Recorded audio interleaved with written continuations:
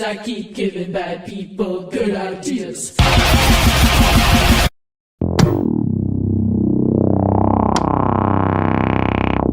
Hello guys, welcome back to another video. Today's video we are going to be talking about Game Informal. And it's really weird, you might be like, oh why? Because it's just a gaming news or gaming magazine company. But Game Informal, dude, it was like peak childhood, dude. I loved going to GameStop and renewing my subscription. I think it was like $15 for a whole year where you got these magazines once a month in the mail. And I know they're just magazines, but these were like dope-ass magazines. Honestly, to be honest, I didn't really read them because I was a little kid and I fuck reading. And number two, I don't know. Like, I read some of them and I would read certain parts, but I was mostly there for like the pictures and all this shit. Like, these magazines were so fucking cool, and it was like nice because like as a kid, again, like when I was like a kid and playing like Xbox and playing the 360, like again the whole things like YouTube and shit, and you could watch like game reviews or watch like someone play a game or something like that. But I feel like obviously back then I'm a younger kid, I didn't really know that. And then also I feel like that wasn't as developed. Like there was like people dropping videos of games and shit back then, or doing like little game reviews, or there were like gaming companies similar to Game Informal making like articles on games and shit.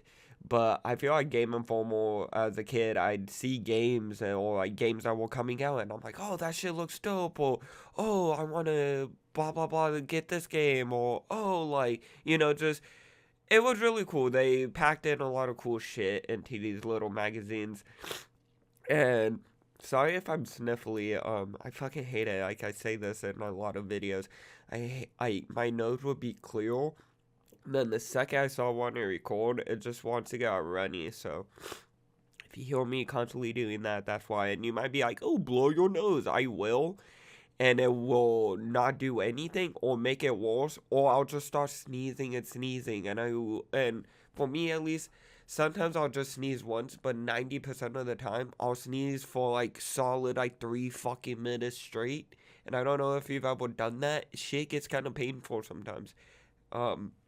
But yeah, no, back on topic. What I really liked the most about these magazines is if you took the front cover and you laid it out flat, and then you laid out the back cover flat, so you just have like the two covers kind of like, I don't know how to explain it. You just pull out the front and the back, and just lay the magazine flat. What's really cool is the whole cover is one big poster. So you could technically, I never did this, but you could technically rip off the cover of the magazine and it's like a poster. And it's really cool that they did that because, again, if you did want to rip off the cover, you could make like little Game Informal posters or something like that. But then also number two, it just like, I don't know, it just made the magazines so much cooler. And it was just like, I remember noticing that as a kid, and I'm like, oh wait, it's just like one big poster kinda. And yeah, again, this like company, it sounds stupid, but it's just more like nostalgia, I would say. But pretty much I'll link the article down in the description below, but they pretty much have an article announcing pretty much that they're coming back, and they're kind of their plans and kind of talking about what happened. And pretty much what's cool now is Game Informal is under their own company, so they're privately owned, so it's just like Game Informal can do what they want when they want. So hopefully moving forward is similar to how it was back in the day, where you just go to like GameStop or you go online and you pay for a subscription and they send you a magazine or something in the mail. Pretty much right now you can make an account and get updates on that kind of information as well, which is really cool. And what's also cool, I don't think they did this back in the day just because of technology, and I think they always had a Game Informal website, so they could have been doing this back in the day. I'm not, again, I was really young, and I always got the magazines, but what's cool now is they have a digital, they're doing digital magazines as well, so you could get a physical in the mail, and you can have a digital, and I think it's like, honestly, it's like important to keep on having like, you know, physical items. I don't think it's a smart idea to have everything go digital. Again, I see the convenience, and I do see, okay, it's smart to have like your debit card on your phone because the convenience, but it's also stupid because then if someone steals your phone, they have your debit card, and then number two, if they hack into your phone, yada yada, whatever. So again, I see it's kind of like a double-edged sword when it comes to having everything just digital. And I think it's also important to have some shit physical. Like, again, you don't want your whole house cluttered with, like, magazines or, like, consoles or game cases or fucking CDs, whatever. But I do feel like having physical games, it's not just, oh, like, you own it once you have the physical, and they can never rip it away. Like, with digital games, they could just take away the digital game, blah, blah, blah.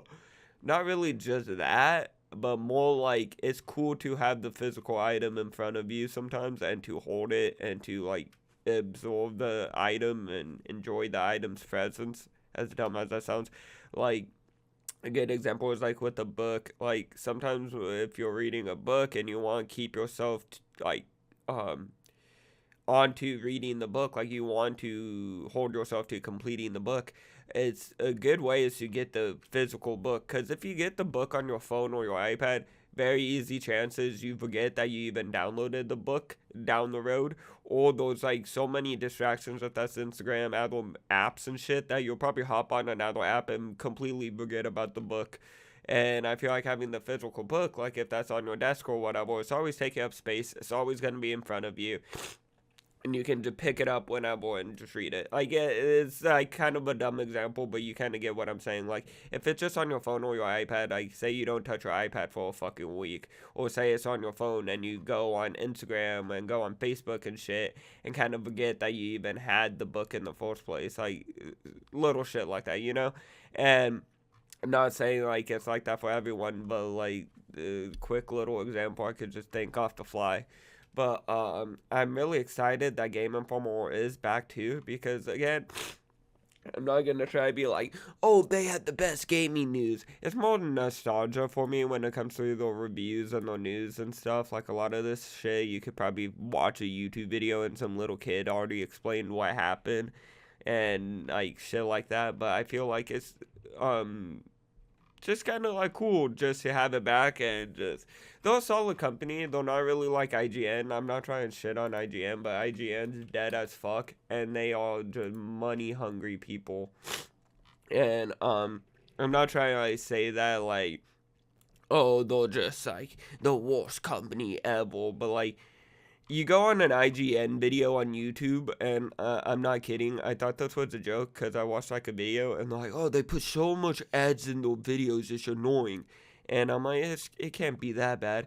I go on, and, you know, there's that ad in the beginning of the video. I'm like, okay, whatever. And I skipped like 3 minutes into the fucking video, because I didn't want to watch the like dumb intro and shit, and I want to skip around the video. Hit with another ad. I'm like, okay. Watched like probably 2 minutes, skipped again, got hit with another ad. They just like throw ads throughout the whole fucking videos. And again, I'm not like trying to shit on them. That's not really the point of this video. But also, if you go on IGN's channel, that shit fucking dead. That shit gone. So they had 18 million subscribers. And actually, yeah, no, it's pretty dead. It's pretty fucked. Holy shit, they really just throw out fucking videos nonstop. What the fuck? I think they drop like 20 videos a day. And actually, some of those videos actually do pretty good. I don't know, it's like really weird with their channel. They like average like 20K, and then like some videos get 100K, and then some videos get close to like 1 mil. Like I've only seen one video that's close to that. But it's like so hard to like depict with IGN, because they drop like 20 videos a day. Holy fuck, that's actually crazy. Because like some of the videos do good and like get like 400, 100K, and then some just average 25K because they're just spamming their fucking channel. Okay, whatever. Stop talking about IGN. But like those companies still like IGN and stuff. But I feel like Game Informer kind of has their own little special touch, and I feel like Nah, like, I don't know. I feel like when it comes to Game Informal, they're kind of like, oh, give us your $15. Okay, here's your little Game Informal. Go leave us alone. As like IGN, just kind of like, what's every way we can make money? Okay, when they click on the article, spam them with ads. Okay, when they click on the video, spam them with ads. Like, you know.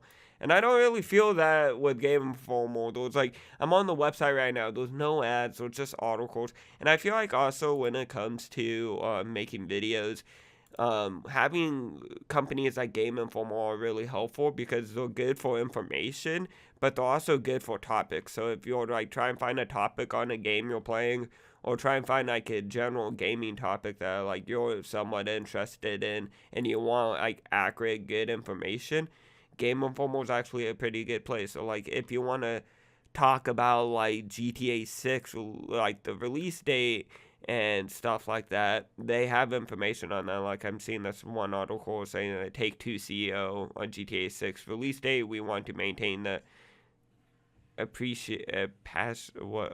can't speak, and the assignment. Like they want to keep the hype in the assignment. So if you want to talk about that, I guess you could click on that article, read it, whatever, and you could be like, well, oh, you're stealing content. A lot of YouTubers do. Like YouTubers will deadass watch a video and copy a video word for word. So I think using a article for just some information, and as long as you kind of reword it and kind of make it your own thing, I don't think you're really holding shit.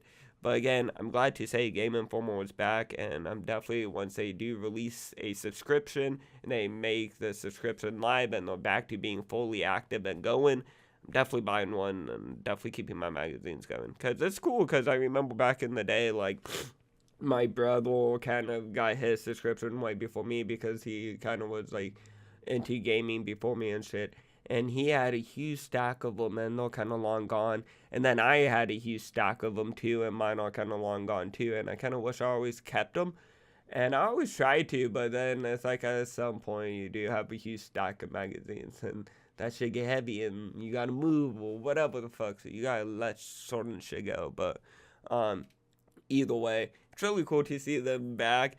And what's kind of funny is when they first went out of business, a lot of people had a huge stack of these magazines, and they're like, oh, I could resell them now because they're out of business and people really like Game Informal and blah blah blah.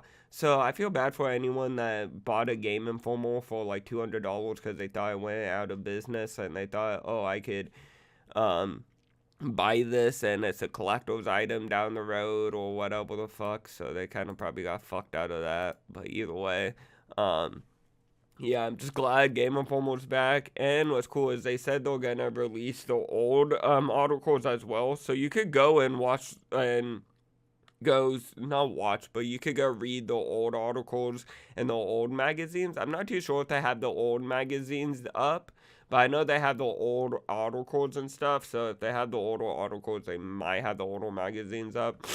But it's cool that they even have the past stuff as well. So it's not just only the new stuff. They also have those shit from back in the past. And also, Game Informal has been around for like 30 years. So again, they have a lot of good stuff. And they kind of obviously know what the fuck they're doing. And they're doing it good.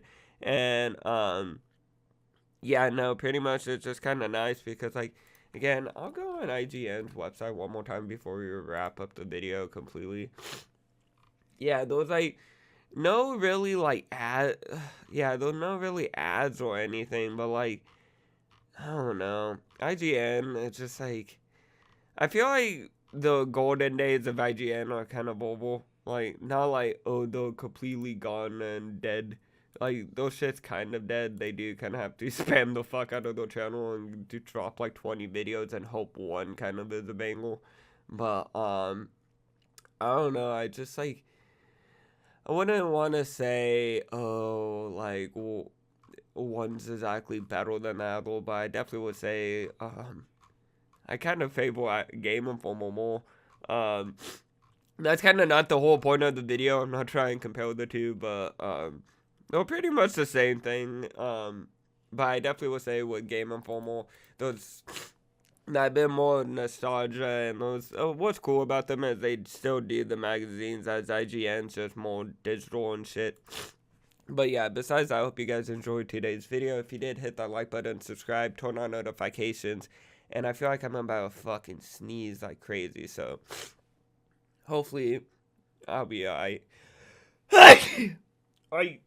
This is a good example. I'll show you. I won't stop sneezing. Actually, I stopped sneezing. And my nose is... okay. That is the one time where I'm actually good.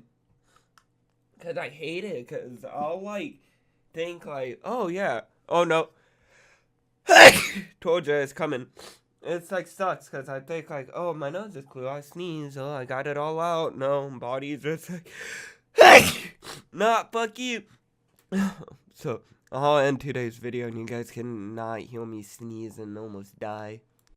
With the drama, you can be my llama. Flying with 300 ball. These bitches see she so soft, swear like that they are.